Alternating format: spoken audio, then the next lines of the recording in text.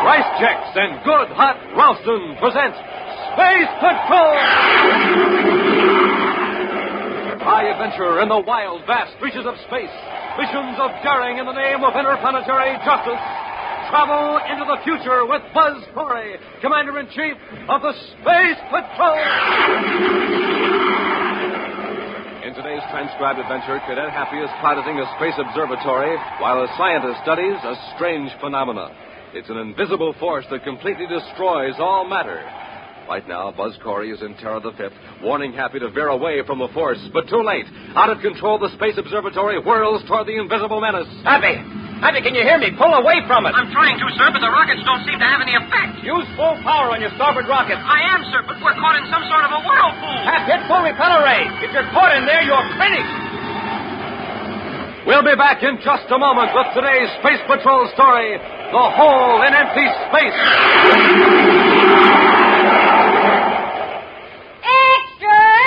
Read all about it. Buzz Corry offers an official Space Patrol spaceophone set to every boy and girl on Earth. Extra, extra. You hear that, gang? That's right. Buzz Corry will send you a real, honest-to-goodness Space Patrol spaceophone set. Sounds just like a walkie-talkie. Looks just like the spaceophone Buzz Corry himself uses. Imagine, you can talk on it to someone a straight 50 feet away. Let me show you with this spaceophone right here. Calling Bob Raitt. Can you hear me, Bob? I'll say loud and clear. Just like talking on the walkie-talkie and the telephone, right? Right. I call it the magic phone you can carry anywhere. Yes, sir. See how the spaceophone sounds, boys and girls? Just like a telephone. Just like a walkie-talkie. And lots of fun. Yes, sir. So send for your spaceophone set today. You get 2 blue and yellow plastic spaceophones. You get 50 feet of communication cord. You get a spaceophone briefing sheet. Now, here's all you do to get the entire set. Buy a box of Instant Ralston. Then, with your name and address, send 25 cents in coin and an Instant Ralston box top to Space Patrol, Box 686, St. Louis, Missouri. This offer good only in continental U.S. and may be withdrawn at any time. That's Space Patrol, Box 686, St. Louis, Missouri. The Space Patrol, with its well-trained personnel, has a very high morale. Disciplinary action is rarely necessary. In fact, a serious infraction of important regulations is so unusual that Commander Corry himself insists on a personal accounting from the men involved. Right now, Buzz is reading a report from the Commandant of the Mercury Patrol Squadron as Happy enters the central office on Terra. Commander. Yes, Happy? Lieutenant Grayson's waiting in the outer office. Oh, thanks. Ask him to come in, please. Yes, sir. Lieutenant Grayson, Commander Corry wants to see you. I'll call you when I'm through here, Happy. Yes, sir.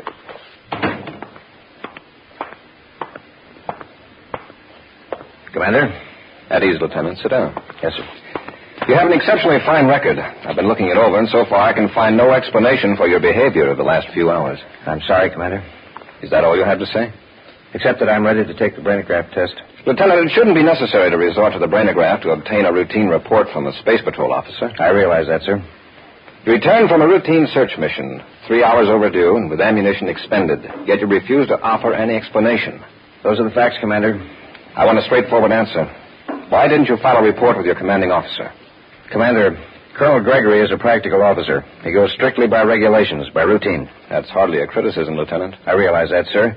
But if I told Colonel Gregory what happened out there, he'd conclude that I was, well, space happy. You're not responsible for the conclusions of your commanding officer. In all due respect, Commander, in this case, I'm not so sure. What do you mean? Something's out there in space that regulations don't cover. Commander, I want a brainograph test so I can be sure of myself, sure that my mind isn't playing tricks on me. Grayson, suppose you tell me the whole story. All right, Commander. I was about to head back for Mercury when I saw a meteor. I tracked it on the viewscope to see if it was headed toward any shipping lanes. Yes? It was still pretty big on the screen when it suddenly vanished. Exploded? No, sir, just vanished. I started after it and checked for fragments. There weren't any. It was just as though the meteor disappeared into a hole in space. A hole in space? I know it doesn't make sense, but that's the only way I can describe it. Nothing showed up on the viewscope. I tried both the ultraviolet and infrared scanners. Nothing. What about the cosmic missiles you fired? I swung in a wide circle around the point where the meteor disappeared. Suddenly, a black spot appeared on the sun, as though a planet were between me and the sun, an eclipse. But it wasn't a planet? No, Commander. There was no planet within thousands of DUs. There was nothing, no solid object to account for that spot. Well, maybe it was on the sun itself. No, because it moved across the sun in relation to the movement of my ship. That's when I fired the cosmic missiles. What happened? The missiles vanished. Without an explosion? Without an explosion. Lieutenant, that's the strangest story I ever heard. You don't believe me? I didn't say that. I think your account deserves further investigation. You should have told Colonel Gregory. He'd have put me in the infirmary for mental and emotional checkup. I figured I'd get a brainograph test sooner if I risked disciplinary action. And I was right. He sent me here to Terra immediately. That isn't a very wise risk to take, Grayson. Commander, that thing in space, whatever it is moving. Moving toward the inner planets. Can you point out the location where you saw it on that wall chart? Yes, sir. It was approaching the Mercury orbit on a line from the star Myra. About here, sir. How fast was it moving? It seemed to vary, but at the time I wasn't in any condition to make accurate measurements. I thought I was going space happy for certain. Are you ready for that brainograph test? Yes, sir. Then come on. Oh, excuse me, sir. Happy, will you get Major Robertson? I want to run a brainograph test. Yes, sir. Oh, here's a top priority bulletin from communications, sir. A robot space freighter vanished. What do you mean, vanished? Well, it suddenly pulled off course. 2 passenger ships tracked it, and it swung in a wide circle, then smaller and smaller circles, and then just disappeared. Not a trace on the viewscopes. Where did this happen? Midway between Mercury and Venus, sir. On an orientation line with Myra. Lieutenant Grayson, I think we'll cancel that brainograph test. Happy. Yes, sir. Get my ship ready immediately. I'll notify Colonel Gregory that Lieutenant Grayson is assigned to temporary duty with headquarters. Thank you, sir. As astrogator aboard Terra 5.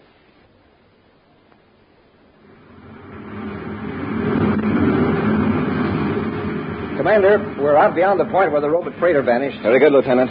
Happy established a zigzag course toward the sun. Yes, sir. We'll lace back and forth across the line between the sun and Myra. Reduce our velocity to 10,000 DUs. Right, sir.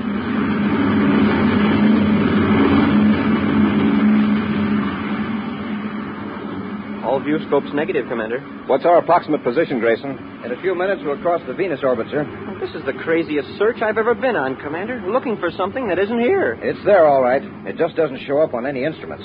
If you could have seen that meteor vanish and those missiles... No, wait. There's something moving across the sun. A black spot. That's it. We've located it. Now, let's be certain. Check the viewscope, Happy. Yes, sir. Does anything register? Nothing except the sun itself. Reverse rockets while I turn on the spacephone, Happy. We'll hold our present position for the time being. Commander Corry and Terra 5 to Major Robertson at Space Patrol Headquarters, Terra. Commander Corry to Major Robertson. Major Robertson here. Go ahead, Commander. Robbie, we're at the Venus orbit, Sun-Myra orientation. We've found what we're looking for. What is it? We don't know. It's visible only as a black spot against the sun, and it definitely is not a solid object. Well, I've contacted Professor Jelka for you, Commander. He's aboard Space Observatory number 2 off Saturn. Good. Robbie, spacephone and all planets bulletin immediately. All shipping is to avoid this sector of space until further notice. Yes, Commander. All commercial, private, and space patrol ships are to evacuate this sector immediately. Roger. Well, Professor Jelka is waiting on the 150 megacycle channel, Commander. Thanks, Robbie. Corey out. Happy switch to 150 MCs. Yes, sir.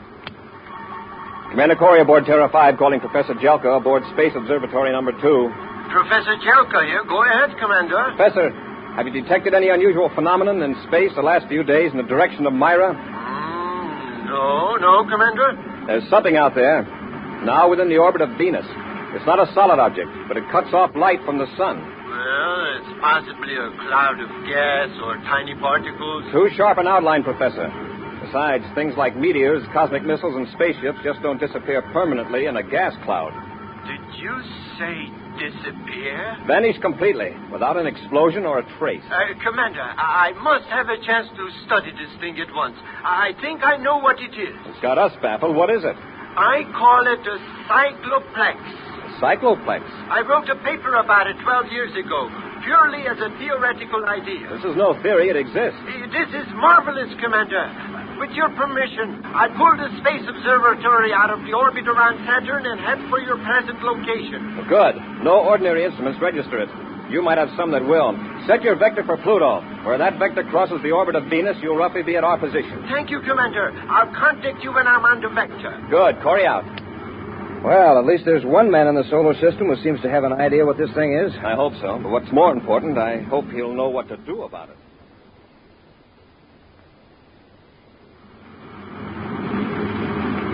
I've got the observatory in the viewscope, sir. It's only a few DUs away. A very good time, considering. Turn on the space phone, Happy. Yes, sir.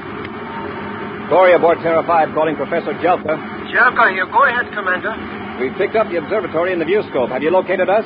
Yes, Commander, but I can detect the cycloplex. I've used several types of detection devices. You'll see the black disk against the sun in a few minutes. We'll join space locks with you and come aboard the observatory. Very good, Commander. Corry out. Grayson. Yes, sir. While Happy and I handle the controls, you watch that black spot. If it moves away from the sun, let me know. Right, Commander.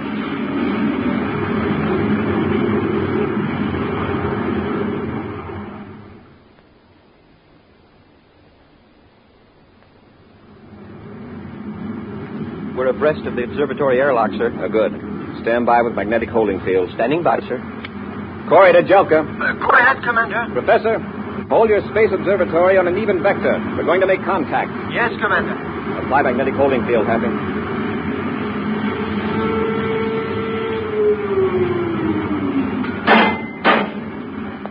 Space lock secured, sir. Lieutenant Grayson, keep an eye on the controls. Happy and I will enter the observatory. Yes, sir. Open the inner hatch, Happy.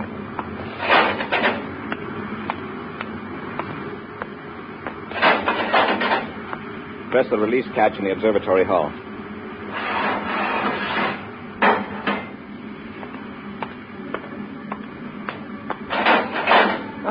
Come in, Commander. This is the most thrilling moment of my life. Professor Jelka, it's about the most puzzling moment of mine. Now, this is my cadet, Happy. How do you do, Professor? How do you do? I tell you, Commander, this is a cycloplex, just as I described it 12 years ago. They really do exist. Fine, Professor, but tell me, just what is a cycloplex? Well, you might call it a hole in space. That's just the way Grayson described it. Grayson? Lieutenant Grayson, the Space Patrol officer who discovered it. Professor, this cycloplex has already destroyed a meteor, 2 cosmic missiles, and a robot spaceship. That's moving toward the inner planets. If it holds its present direction and velocity, Mars will move right into it in a few days. That would indeed be a calamity. What's the nature of this thing? What happens to objects that move into it? Well, they are transported into other dimensions, or perhaps into a matrix of several dimensions. Well, they cease to exist in space as we know it, that's certain. Yes. For years, mathematicians have speculated on the possibility of many separate dimensions existing simultaneously. I'd like to circle around it and study it some more, or to maneuver the observatory and still manage the instruments. Well, Commander, the controls are very much like standard spaceship controls. Couldn't I work them while the professor handles the instruments? That would be splendid. All right, Happy, you maneuver the observatory. I'll go back to our ship with Grayson. We'll keep you informed as nearly as we can on the location of the cycloplex. Commander, they're getting pretty close. I'll tell Happy to be careful. Commander Corry to Cadet Happy. Happy here. Go ahead, sir. You're veering pretty close to the cycloplex, Happy. Change your vector. The professor wants me to hold it on this heading, sir. His instruments are beginning to pick up something. Remember what happened to that robot spaceship, Cadet? But this isn't a robot, and the instruments are picking up something. We are on the verge of an exciting discovery, Commander. According to my Well, right now, Professor, I'm relying on Grayson. He's had practical experience with this thing. Happy, this is an order. Pull away from the cycloplex. Yes, sir. Look at the observatory. It's whirling toward it. Happy, pull away from it. I'm trying to, sir, but the rockets don't seem to have any effect. Use full power on your starboard rocket. I am, but we're caught in some sort of a whirlpool. Pat, hit full repeller ray. If you're caught in that cycloplex, you're finished. We'll be back with Space Patrol in just a moment. Hi, gang. Space Patroller Dick Tufeld speaking from the planet Earth. Today I'm doing a man-on-the-street report. Going to see what some of these young fellas here on their way to school think about those 3 checkerboard super cereals, Rice Chex, Wheat Chex, and Instant Ralston. Now, here's a sharp-looking lad. Tell me, what did you say the very first time you tried delicious Wheat Chex, that bite-sized super cereal spun out of shredded wheat? What did I say? I said, Enough said, thank you. Now, here's a fine-looking boy. Say, what do you think of Rice Chex, the bite-sized super cereal made of crisp and crunchy shredded rice? What did you say, for example, the very first time you tried it? Thank you. That's good enough for me. And here's another young man. Tell me, what's your opinion of Instant Ralston, the hot super cereal? Man, oh, man, oh, man, oh, man. There you are, gang. That's what these fellows think about the checkerboard super cereals. The only 3 official cereals of the Space Patrol. Try them yourself. You'll say the same thing. Man, oh, man, oh, man, oh, man. Get them at your grocer's today in the red and white checkerboard packages. The super cereals that help to supercharge you rice checks, wheat checks, and to warm up your motor, good hot Ralston.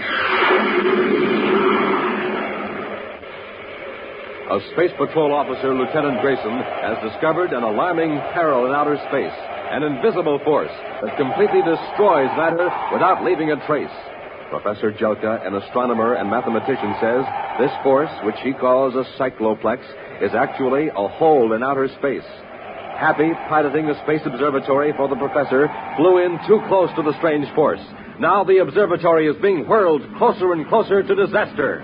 Meantime, Commander Corry and Lieutenant Grayson, in Terror the Fifth, are trying desperately to find a way to save Happy and Professor Jelka. Happy, is your repeller ray on full? Yes, sir. All rockets on the starboard side and stern as well. The observatory is being pulled faster than ever toward the cycloplex. Jelka never should have ordered Happy to go so close. The observatories have a very low power ratio in proportion to their mass, Grayson. We can only give it a boost with our own power. You mean make magnetic contact with the observatory? Yes. Great idea, Commander. You realize what'll happen if we fail. I'm waiting your orders, Commander. And let's go. You handle the magnetic holding field, Grayson. Yes, sir. Commander, what are you doing? Going to tow you away from the cycloplex. Don't try it, sir. There's some sort of a whirlpool effect. A vortex, the professor calls it. Terra 5 may have enough power to pull itself and the observatory out of danger. But, sir, you The can't. sooner we act, the better chance we'll all have. Stand by for orders. Standing by, sir. We're ready to make contact, Happy. Grayson, apply magnetic holding field. Yes, sir.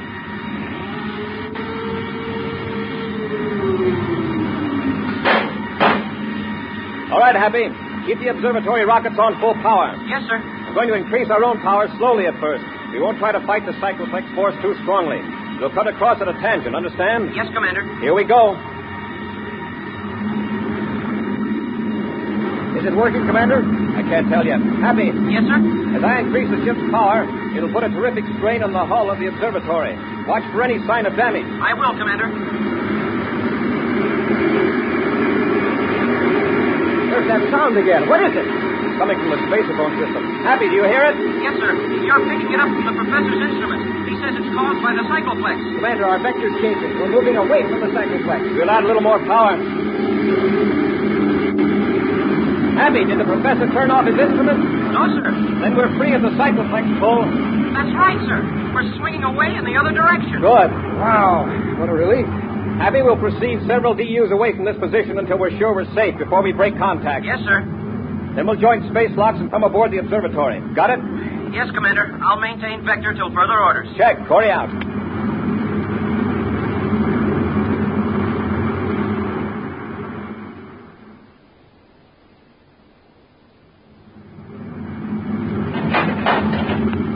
Come in, Commander. How did the observatory stand up under that pull? Well, apparently quite well. Smoking rockets, Commander. For a while there, I thought we were all going to plunge right into the core of that cycloplex. I thought so, too, Happy. Professor, did you manage to find out anything about this phenomenon? Very little. Although it did finally activate some of the instruments. Exactly what is it, this force? I can't say. Apparently this vortex, the whirlpool effect, is some sort of an electromagnetism. And that might account for its effect on the instruments. And this whirlpool effect extends beyond the core. Yes, it draws the objects into the center if they get too close. We sure found that out. And we also know that this force is moving steadily toward Mars. They've got to get busy and do something. Is this cycloplex big enough to swallow a whole planet? What about that, Professor? Well, the core itself is fairly small, but with that vortex of force around it, it might easily demolish Mars. Certainly, it would make it unlivable. Well, how can we fight this cycloplex? Every force we know of has some other force that can oppose it. But this thing is from some other dimension, Commander. It's an intruder into our space-time system. You mean it isn't even from another galaxy? From another part of our space? Yes, it's completely new to us, Cadet. It's impossible to imagine dimensions beyond the three we know, length, breadth, and thickness. Professor, you mentioned that it has some sort of magnetic effect. That's right. Suppose we could produce a powerful magnetic force to oppose it. It would take more power than any planet power system could produce. And how could we transfer it here? Professor, you've heard of Huddleston's ring, haven't you? Yes. Very interesting effect. What's Huddleston's ring, sir?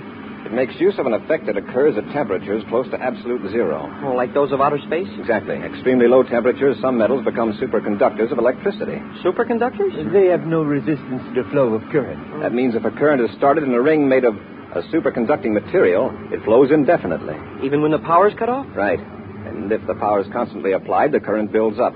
It increases more and more. Oh, I see. A scientist named Huddleston has been conducting experiments with a giant ring in outer space near Jupiter. Yes. He has a laboratory spaceship in the center of the ring. Suppose that Huddleston turns the power on full, charging that ring and the magnets around it, and keeps the power on. Would it destroy the cycloplex? Perhaps it would be dangerous. A magnetic force of incredible intensity would be built up. There is no telling. Professor, I want to send Huddleston's ring into that cycloplex. Under robot control, naturally. Well, Professor, do you think it would work? I don't know. But it's a challenging experiment.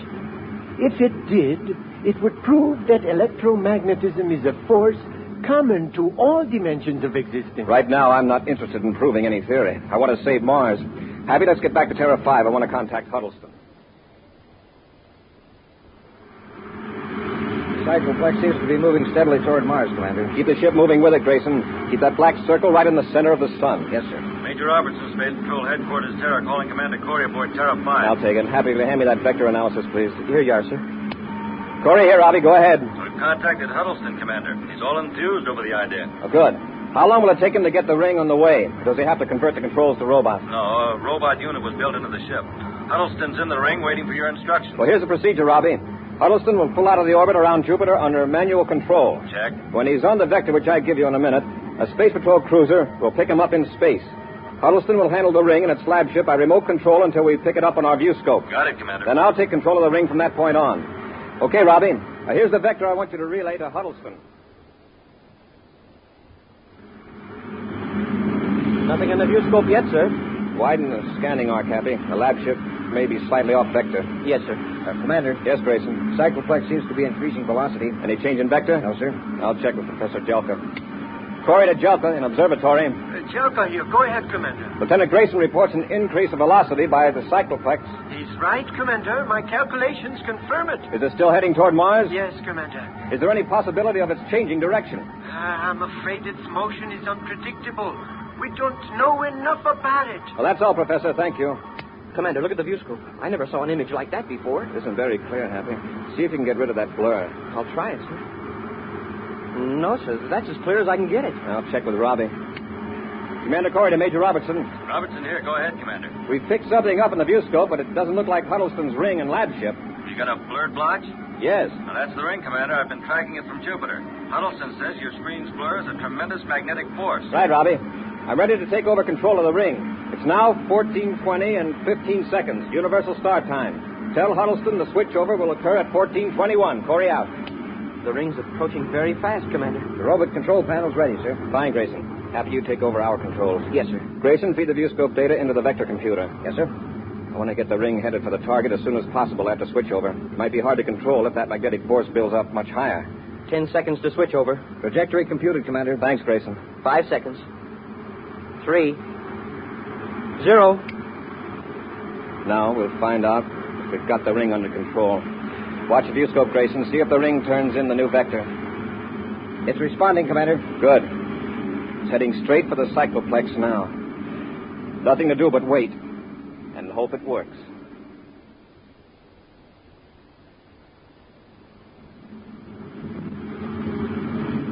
A few more seconds, we'll know. Yeah, Huddleston's ring is practically in the outer field of the vortex now. Nothing's happening, though. Wait. The blur on the lab ship seems to be dimming. It's as though the cycloplex were choking down the magnetism. Look, you can see the outline of the ring now, and the lab ship. I'm afraid it's not going to work, Commander. The power of the cycloplex is too strong. Wow, look at that. The lab ship just flew apart. The ring is still intact. The blur is building up again. Magnetic force pulled the ship apart. The ring's in the black circle now. Golly, something's happening. It's a battle of magnetic forces. The black circle is growing smaller. It sure is. It's shrinking. And rapidly. If that ring can hold up long enough... The cycloplex is just a black dot. It's gone. The cycloplex is gone, Commander. It worked. Whew. Look at the viewscope, man. Huddleston's ring is still there.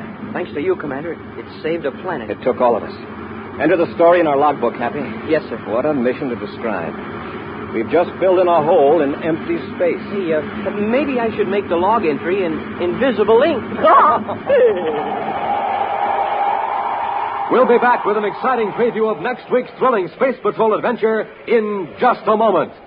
Hey, it's got things popping everywhere. It's setting the world on fire. It's even stopping traffic.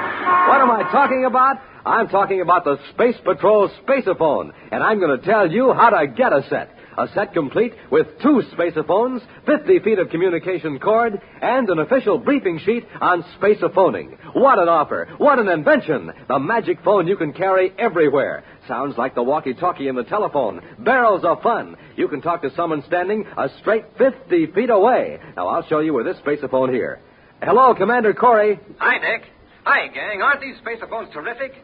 You can play Space Patrol with them just as though you were a real space patroller living up here on Terra. Yes, sir, gang. Your spaceophone will look exactly like the one space patrollers use. Only yours will be even more terrific because they're a special model made for use on Earth alone. And good-looking, too. Handsome blue and yellow plastic. Now, don't wait.